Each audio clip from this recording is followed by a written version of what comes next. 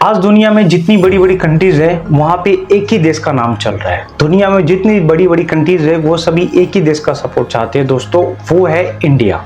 आज इंडिया एक नया सुपर पावर बन के निकल रहा है और इस देश की जितनी भी दुनिया की जितनी भी लार्ज इकोनॉमीज हैं उन सभी के ऊपर लीड करने के लिए तैयार है। ये कैसे होगा दोस्तों, ये कैसे मुमकिन है, आइए हम इसको समझने की कोशिश करते हैं। हेलो दोस्तों, मेरा नाम है चंद्रकाश, आप बने हैं सोशल समझ के साथ।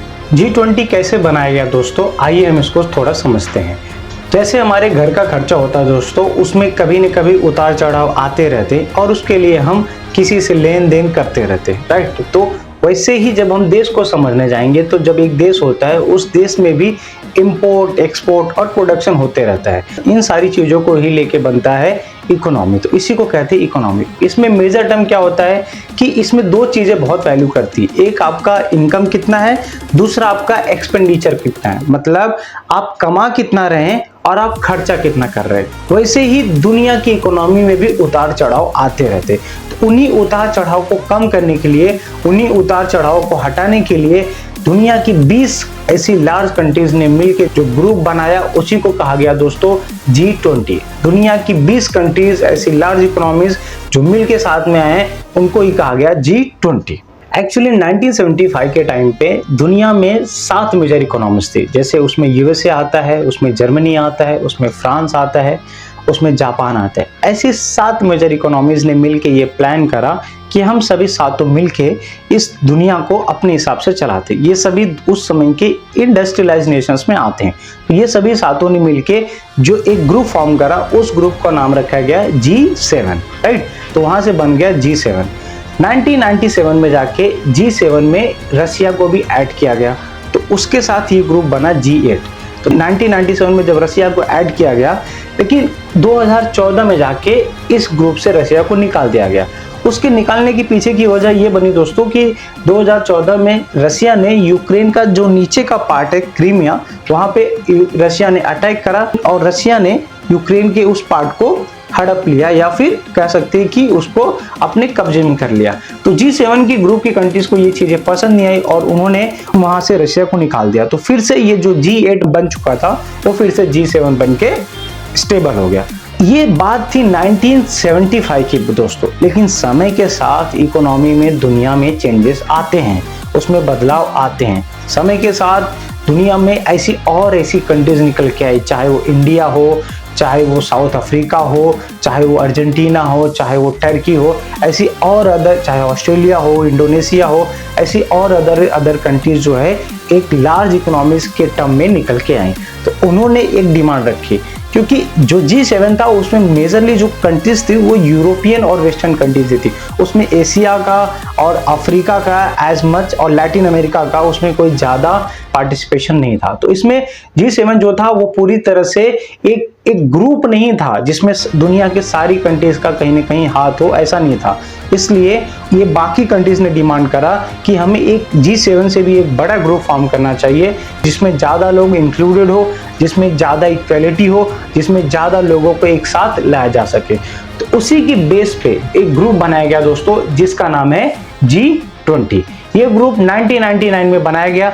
इस ग्रुप के पीछे बनने की एक वजह और है। 1990 के टाइम पे दुनिया में स्पेशली साउथ ईस्ट एशिया में और ईस्ट एशिया में फाइनेंशियल क्राइसिस आए थे। इंडिया ने भी 1990 में फाइनेंशियल क्राइसिस को झेला था। अगर आप जानते हैं तो आपने देखा होगा कि 1991 के टाइम पे ही हमने LPG का कंसेप्ट लाया था। LPG का था लिबरलाइजेशन, प्राइवेटाइजेशन, ग्लोबलाइजेशन। 1991 में हमारे देश में फाइनेंशियल क्राइसिस आया, उसके बाद ही हमने अपनी इकोनॉमी को ओपन करने का काम किया था। तो वो सारी प्रॉब्लम्स हुई थी दुनिया में, तो दुनिया नहीं चाहती थी कि ऐसी फिर से फाइनेंशियल क्राइसिस हो जाए, तो हमने G20 का फॉर्मेशन करा। तो अब ये जो G20 है ये 1999 में बनाया गया। दुनिया की इसमें 20 मेजर इकोनॉमीज है। G20 का मेजर ऑब्जेक्टिव ये है दोस्तों, जो वर्ल्ड की जो इकोनॉमी है, जो फाइनेंशियल है, उसको स्टेबल किया जाए, उसमें जो क्राइसिस आते हैं, जो अप एंड डाउन्स आते हैं, उसको रोक के उसको एक स्टेबल और एक प्रोग्रेसिव तरीके से उसको लेके जाया जाए, ये बहुत इंपॉर्टेंट है। क्योंकि दुनिया ने ऐसे बहुत सारे क्राइसिस देखे हैं, फाइनेंशियल क्राइसिस, जिसमें उसको चाहे उसको ह्यूमैनिटी भी लॉस हुई है, उसके बहुत सारे मोरल वैल्यूज को भी डाउन किया गया है।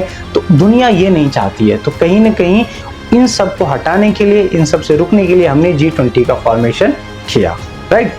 अगर आप इस ग्रुप की सबसे इंपॉर्टेंस बात ये है दोस्तों, अगर देखने जाएंगे तो 60% ऑफ वर्ल्ड पॉपुलेशन ये ग्रुप अपने आप में कवर करता है। मतलब दुनिया में अगर 800 करोड़ के आसपास दुनिया की पॉपुलेशन है, उसमें से 60% ऑफ पॉपुलेशन, मतलब मोर देन 500 करोड़ से भी ज्यादा पॉपुलेशन G20 के ग्रुप में आता है। 75% ऑफ दुनिया का ट्रेड ये G20 कंट्रीज करती है, और 80% ऑफ वर्ल्ड की GDP ये G20 कवर करता है। तो अपने आप में G20 की बहुत वैल्यू है, इसकी बहुत अहमियत हो जाती है अपने आप में।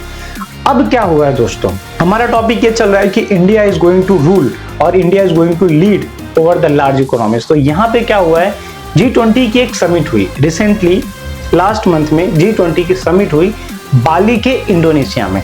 17 ये एनुअल समिट थी।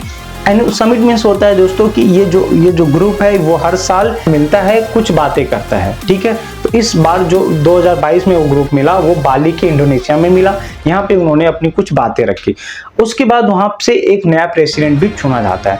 इंडोनेशिया में जो समिट हुई उसके बाद नेक्स्ट प्रेसिडेंट G20 का इंडिया को बनाया गया दोस्तों, और नेक्स्ट ईयर G20 की अगली समिट इंडिया में ही होने वाली है। तो कहीं ना कहीं ये जो लार्ज इकोनॉमीज इतनी बड़ी बड़ी हैं, अब उसमें इंडिया का अपना एक वर्चस्व होगा। इंडिया एक अपने हिसाब से और अपनी तरीके से वहां पे कुछ अपनी इम्पैक्ट को अच्छे तरीके से डाल पाएगा।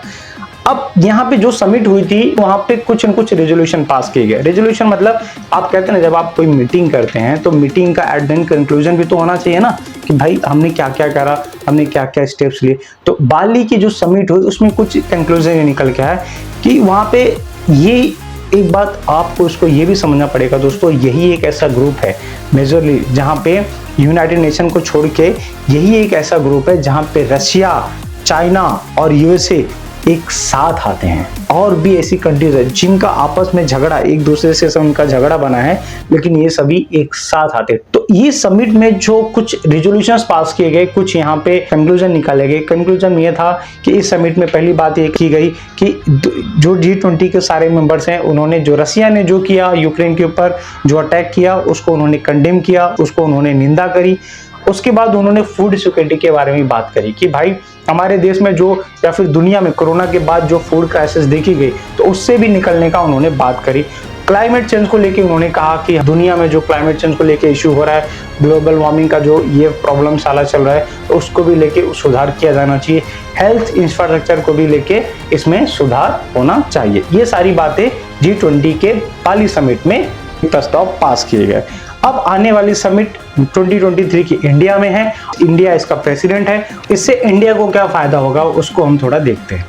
फर्स्ट थिंग ये दोस्तों कि इंडिया एक डेवलपिंग कंट्री है और सालों से हम डेवलपिंग कंट्री ही बने हुए हैं। G20 का प्रेसिडेंट बनने के हिसाब से बहुत सारी कंट्रीज अगर हमको इकोनॉमिकली सपोर्ट देती है या फिर हमको थोड़ा इंकरेजमेंट और करती हैं, तो इससे हम डेवलपिंग कंट्री से एक डेवलप नेशन की तरफ हम बढ़ने जा रहे हैं। जो हम ऑलरेडी चल रहे हैं अच्छा, उसमें हमें एक और प्रोग्रेस आएगा, एक और स्पीड अप आएगी।